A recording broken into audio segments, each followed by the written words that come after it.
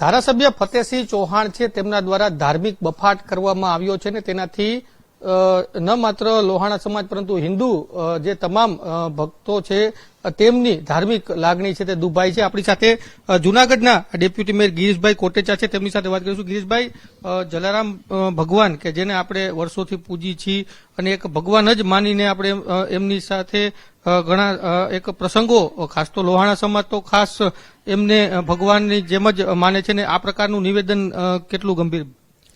પહેલા તો જવાબદાર વ્યક્તિએ નિવેદન આપતા પહેલા 100 વાર વિચાર કરવો જોઈએ। લોહાણા સમાજને ક્યાંય પણ તમે મળશો નહીં, પણ ખાલી માત્ર લોહાણા સમાજ નહીં, વિશ્વનો હરેક સમાજ જલારામ બાપાની માનતા માને અને એની ઈચ્છા પૂરી થતી હોય। જેમ આપણે સાંઈ બાબાને માનતા હોય અને હજારો લાખો માણસો ત્યાં જઈને માથું નમાવતા, એમ લોહાણા સમાજ માટે થઈને પણ એની પણ એક મોટી હિસ્ટ્રી છે કે આખા ઇન્ડિયાની અંદર એક જ એવું મંદિર છે કે જ્યાં 5 રૂપિયા ધરવાની પણ મનાઈ છે। અને મને યાદ છે કે માણસોની પોતાની ઈચ્છા ક્યારેય પણ કંઈ ન પૂરી થતી હોય ત્યારે બાપાની માનતા હોય છે। એટલે જવાબદાર વ્યક્તિએ જે તે શબ્દ બોલી એમાં તમે તમારું વજન ઘટાડો છો, તમે કોઈને નીચા પાડવાનું કરવું ન જોઈએ। હરેક પોતપોતાના, માની લ્યો કે કડિયા સમાજ છે તો એના પણ અલગ ભગવાન છે। આજે એ જ્યાં સત્તાધાર જઈ અને માથું નમાવો તો તમારું કામ। આજે સંત દેવીદાસ છે તો એ જ્યાં ત્યારે પરબ જઈને તમે માથું નમાવો તમારી ઈચ્છા પૂરી થઈ। એટલે હરેક જ્ઞાતિના જે લોકો ભગવાનની જેમ થઈ ગયા છે કે જેને ભગવાન રૂબરૂ આવ્યા હોય જલારામ બાપાને અને એમ કીધું હોય કે ભાઈ મારે એક સ્ત્રીની જરૂર છે અને બાપા ત્યારે દાન કરે અને એ સમયે બાપાને દર્શન દીધા હોય તો અમારા માટે જલારામ બાપા જલારામ ભગવાન છે। જે પણ નિવેદન આપ્યું એ વખોડવા લાયક છે। એને ખરેખર પાછી આવીને ધારાસભ્ય તમે હોવ તો કેટલું બોલવું, ક્યારે બોલવું એ પણ ખબર હોવી જોઈએ। એને ખરેખર માફી માંગવી જોઈએ।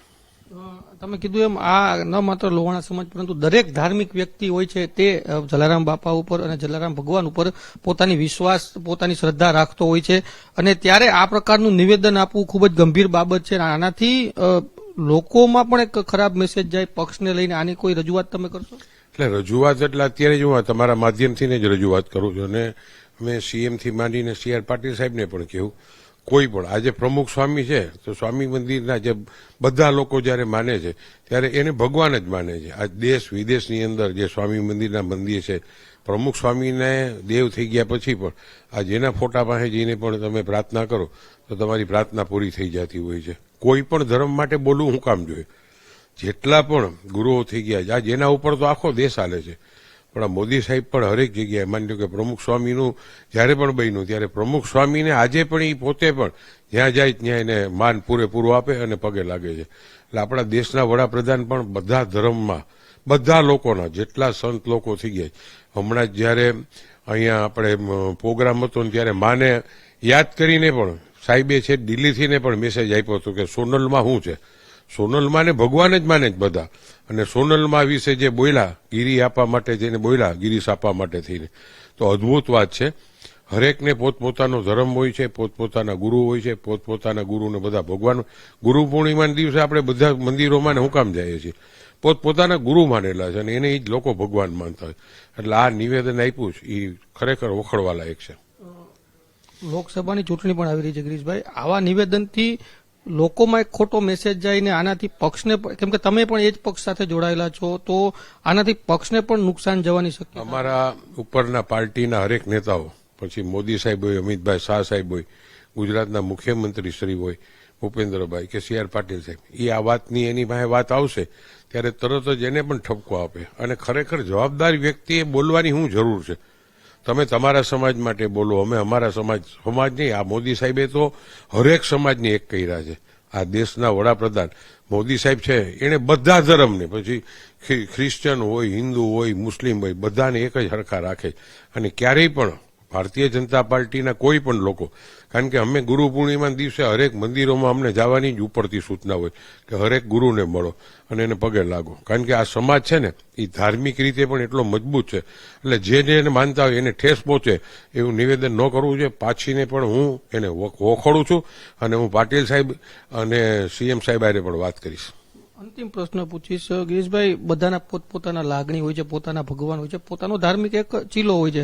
હું કોઈને માનતો હોય, તમે કોઈને માનતા હોય, એ બધાના પોતપોતાના વિચાર છે. પરંતુ તમે જેને માનો છો એના સિવાયના ને શું કામે આવું કહેવું જોઈએ? આ એક ગંભીર બાબત નથી? ગંભીર જ બાબત છે. હવે એને ખબર પડશે કે હું બોલી ગયા. ઘણી વાર શું છે, બોલીને પછી માફી પણ માંગતા હોય. આ જૈન સમાજના છે તો અમારે અહીં નમ્રમુનિ છે, પારસધામા એ બનાવ્યું, તો હરેક સમાજના લોકો ત્યાં જાય છે. નમ્રમુનિની અમે લોકો પણ જાય. આપણે એવા ધાર્મિક લોકો છે ને આપણે હિન્દુસ્તાનમાં રહીએ છીએ કે આપણને કોઈ પણ ધર્મ વિશે કોઈ બોલે ને તો આપણને ગમતું નથી. અને ખરેખર કોઈ ધર્મ માટેથી ને કોણ શું છે, આજ વચમાં સાંઈ બાબાની વાત આવી હતી તો શિરડી લાખો લોકો જાય છે. 5-5 કલાકે તમારો વારો આવતો હોય. આજ તમે વૈષ્ણવ દેવી જાઓ છો તો માના દર્શન કરવા જાઓ છો તો એનો પણ એક ઇતિહાસ છે. આ સોનલમાંનું જે હમણાં નરેન્દ્ર મોદી સાહેબે દિલ્હી બેઠા બેઠા આખા સોનલમાં એ કઈ રીતે જિંદગી જીવી છે એને ભગવાન માને છે હરેક લોકો. અમે પણ જલારામ બાપાને ભગવાન તરીકે જ માનીએ છીએ. હરેકના અમારા ઘરની અંદર મંદિરમાં પણ જલારામ બાપાની મૂર્તિ છે. અમે ક્યાંય જાય તો જેમ ગણેશ બાપાની આરતી કરી અને પહેલા પછી જલારામ બાપાને પણ આરતીને કરતા હોય. એટલે કોઈ ધર્મ વિશે બોલવું જરાય પણ વ્યાજબી નથી. અને આનો ઠપકો અમારી પાર્ટીના નેતાઓ તરત જ આપશે અને બીજી વાર ન ભૂલ કરે એવી પ્રાર્થના કરીએ છીએ. ચોક્કસ, ખૂબ જ સારી વાત કરી ગિરીશભાઈએ કે ભાઈ દરેક ધર્મ હોય એમાં પોતાનો ચીલો હોય છે, પોતાના ધાર્મિક જે પણ રસ્તા તેઓ માનતા હોય છે તે પોતપોતાની આસ્થા હોય છે ને તેના બાબતે કોઈ પણ આ પ્રકારનું નિવેદન છે તે ગંભીર બાબત છે ને આ બાબતે તેઓ મુખ્યમંત્રી અને પ્રદેશ અધ્યક્ષને પણ રજૂઆત કરશે. કેમેરા પર્સન કિશોર વાડોલિયા સાથે ગૌતમ ભેડા, ગુજરાત ફર્સ્ટ, જૂનાગઢ.